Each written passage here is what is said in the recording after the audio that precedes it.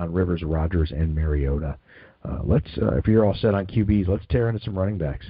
Yeah, the first running back is pretty easy, and we don't even really need to talk about it too long, so this will make up some time. You just want to jump on David Johnson right away? David Johnson at Arizona, with San Francisco at Arizona, with Arizona at home. That's the no-brainer of the day for me. That's probably David Johnson is your must-play. That is the best play of all year. Now, a lot of times the fantasy gods will make sure he gets 2 points. Just he does that. But on paper, that's the best. Obviously, they're horrible. You saw what they gave up to Ingram and to what's his face, the other guy. Jesus. How you doing? I don't even know. Hightower. Hightower, yeah. Hightower had 80-something yards and a touchdown, and then Ingram went off. So we're going to get that out of one guy. So let's assume he does a little worse. So if he doesn't get hurt or anything fluky, he's the man. So I think so. That's the 5-star play. Yeah, so that's the way to go. Then I like, obviously, Melvin Gordon, and I've done some lineups where we can do that, so we're not shying away, even though we're going heavy hitters, because I'm not so enamored with the wide receiver matchup, so we can get away with going low and tight end as well. I agree. So you can plug in Melvin. He's got a great matchups all the way around. Ingram or Hightower, depending on how much change you have left, because I made some lineups where I only had they're both priced. Hightower's at $6,200, and Ingram's at $6,300. And literally, I've been making these lineups since we're going so top heavy, where I've only had $100 left, and so I couldn't even go. So I had to choose one or the other. So that's my fingers crossed pick. But the other guy I like a lot, and he's cheap, Jordan Howard, $6,900 at Tampa Bay. When we're playing this game, we want guys that have potential, not to just get 15 or 7, but to go off. And the versatility of him, the way they use him, he can get that, 80 yards, a touchdown, 5 receptions, 50 yards, and possibly a touchdown, and then you have, mid-20s. So I like the matchup. I like it. And I think it's a possibility that, like I said, we're picking players again from the big hitter games. Tampa Bay is 25th against the rush, and they're overall 28th. So I just like what he's going to do. If you looked at, he got the bulk of the carries on the field for the majority of the snaps. So I like him for my discount at $6,900. There are other guys, obviously, that have potential. I mentioned Ingram and Hightower. You can run all over Denver. I don't know what it is because they're a great defense, but you can run all over them. So that's what I think. It seems like over pursuit on the edges. They try to get upfield. They're very good at getting after the quarterback. But that Raider offensive line, I was so proud to see. It was road grader city, man. They pushed them around Sunday night with ease. Now, keep in mind, though, too, that was a really inspired performance from that entire Raider team. So, right, I wouldn't let it discourage you too much against Raider or Bronco running backs. I think that Raider defense played inspired. Denver was pinned deep all night long by just good special teams play from Marquette King, the punter. He had them pinned, and they were in trouble all night. Their back was against the wall. I'm not afraid of Broncos running backs this week in the slightest. I think that guys like Devontae Booker, I think guys like Capri Bibbs are worth a look at 4,600. Yeah, I'm just worried about because now the timeshare getting involved, and you got the coach mentioning so-and-so Bibbs is going to get more work because he deserves that's scary to me. It is. Yeah, because he could get and fumbled on his second carry, and then all of a sudden you started Bibbs, and it's the Devontae Booker show. Devontae Booker. Yeah. But again, with that, I have the same fears with the Hightower and Ingram, and actually, if I'm using logic the way that I would play Denver's, I would want a more physical back to beat on them fellas. So I would be running Hightower would get more carries if I was the coach. Knowing that he's producing and his body hasn't really broken down. He's played he's got carries in 2 or 3 games. Sure. These are all situations though where I think this falls us into the category of over-analysis, and then paralysis by analysis. And I think this is where you just, like we did with a David Johnson, you just look at the matchup. You look at a guy who you know is likely to see 20-plus touches and just take him. Because the wide receiver matchups aren't hot this week. A guy like Jordan Howard against that Buccaneer defense is going to see touches. Yes. I'll kiss your ass publicly if they don't. He's going to see touches. They like to involve him. John Fox, head coach in Chicago, for years has always had an offense that is involved beating the hell out of a running back. Yeah. Having these guys, and he loves the two-back system, but when he gets a hot hand, the hot hand gets it. I love the Jordan Howard start. I say we stick with that right there. Sounds like playing to me.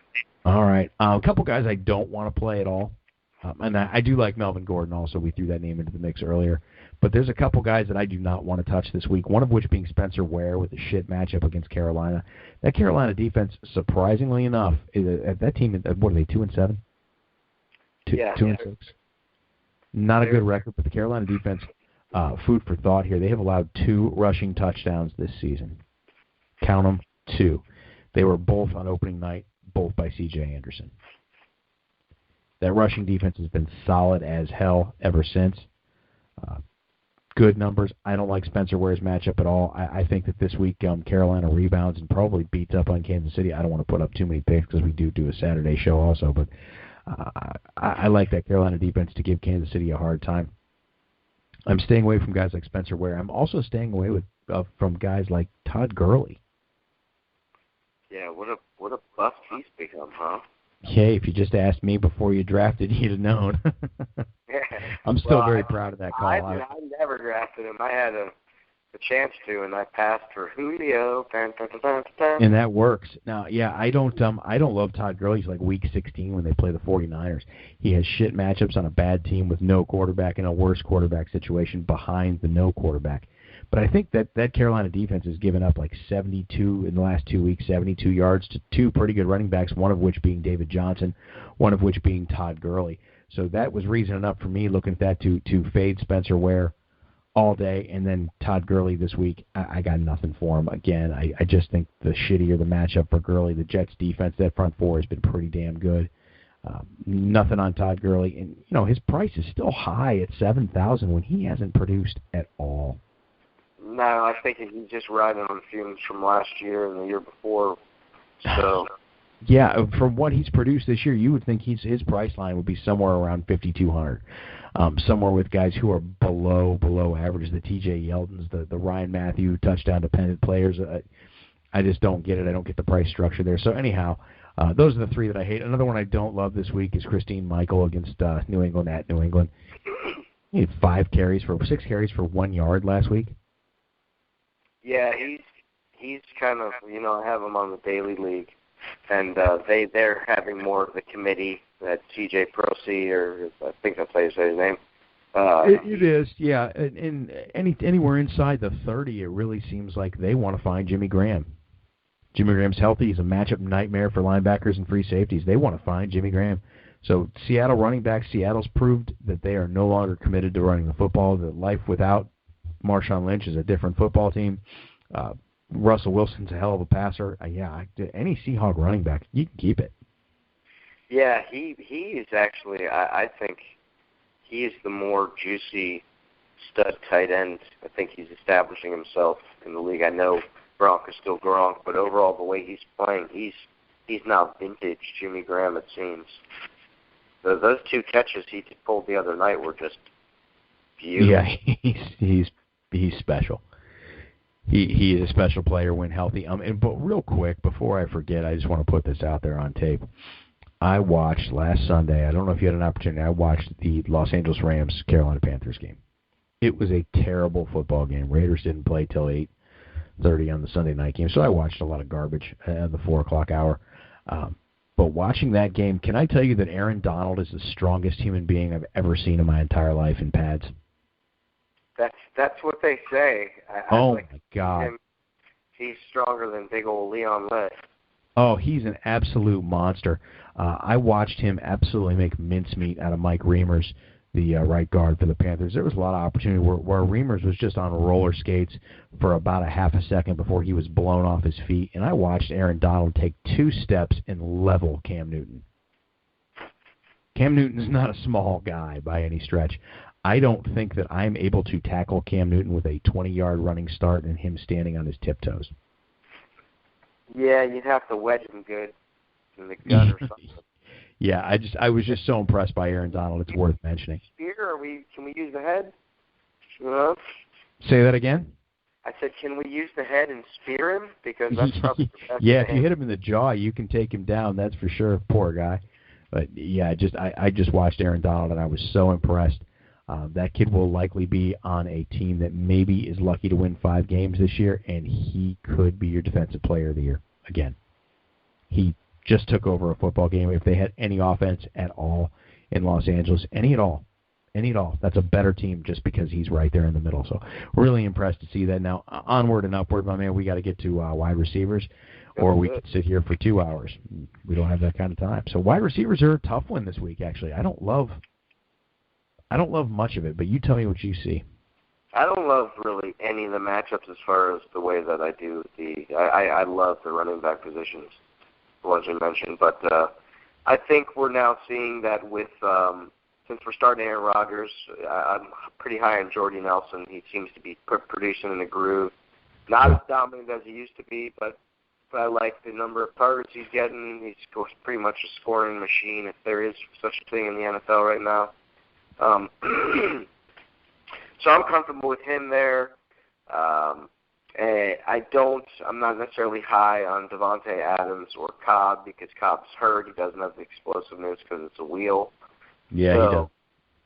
So I'm focusing more on Nelson I'm not leaning, I don't have him in all my matchups, but I like him. Yeah, I do too. I went the Jordy Nelson route just to pair him up. I like that. Another guy I like out there, especially in your Mariota team, I like Rashard Matthews. Yeah, he came on. You mentioned him last week. Yeah, I liked him a lot last week, and he had 2 touchdowns. I like him this week too. Yeah, he's starting to find a groove that now is starting to take shape. I think there's a rapport. Mariota isn't relying so much on Delaney Walker. So I think that is something to go. And again, in a game like this, I don't know. Again, I don't think you mentioned Green Bay. They are decent against the run, and so I expect a decent game out of DeMarco Murray. Yeah, I still do.